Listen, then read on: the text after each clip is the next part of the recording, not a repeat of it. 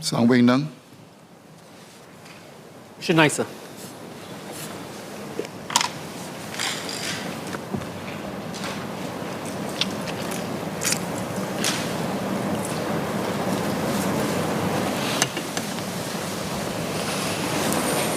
Mr. Speaker, to help Singaporean households with their daily expenses, the government has disbursed 2 sets of CDC vouchers worth $100 each in December 2021 and May 2022. These vouchers can be used at over 18,000 participating heartland merchants and hawkers until the end of this year.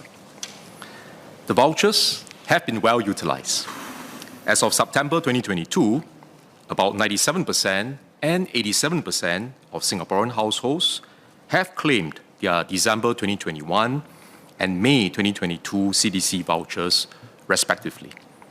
These households have utilized $180 million, which is about 80% of the total vouchers available to them.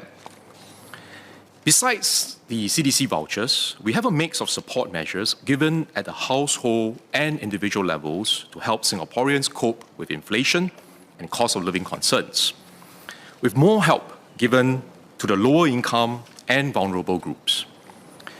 This financial year, a low-income couple with 2 young children living in a 3-room HDB flat can expect to receive about $3,700 in various forms of support, such as cash, education top-ups, utilities and S&CC rebates, and CDC vouchers.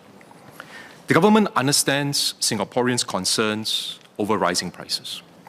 We are carefully monitoring the situation and will consider if there is a need to provide more assistance or bring forward some of the support schemes, especially if the situation worsens further. Sang Wing Nang. Thank you, Speaker, and thank you, SMS, for the comprehensive reply. I have postponed this PQ 3 times since July this year, and for the past 3 months, the inflation rate has getting momentum and breaking records month after month, and now at 5.1% in August is the highest in the 14 years. And we understand that DP Wong has repeatedly said that the government is prepared to do more if the inflation is persistently high. And now we are experiencing this phenomenon.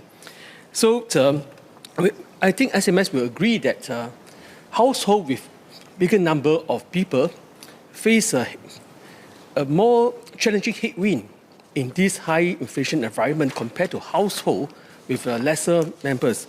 So would the government consider giving more CDC vouchers to bigger households as compared to smaller households? And also the second part of my questions, will the government consider giving the CDC vouchers to individuals, Singaporeans, rather than one per household? And lastly, what else will government consider to do, given that inflation has been consistently high again for the past few months, since the last announcement by DP Wong in May to give more help to the Singaporean? Thank you. Reminder to members, please do keep your SQ short and not inflated. Mr. Speaker, the government has been rolling out different measures to help Singaporean families and individuals, and these include measures that were previously announced during Budget 2022 and during the June announcement where we launched a 1.5 billion package to support Singaporeans. So some of these measures are still being implemented, are still being rolled out. But as I mentioned in my reply, we are closely monitoring the situation, and if it is necessary for us to provide more support, we are prepared to do so. Mr. Speaker, CDC vouchers are sort of a very useful part of the support package, but they form part of the overall assistance package from government. Now, besides CDC vouchers, there are also many other schemes to help Singaporeans to cushion the impact of rising prices, such as additional use-safe rebates and household utilities credit. We give EduSave and child development account top-ups, and also public transport vouchers, just to name a few examples.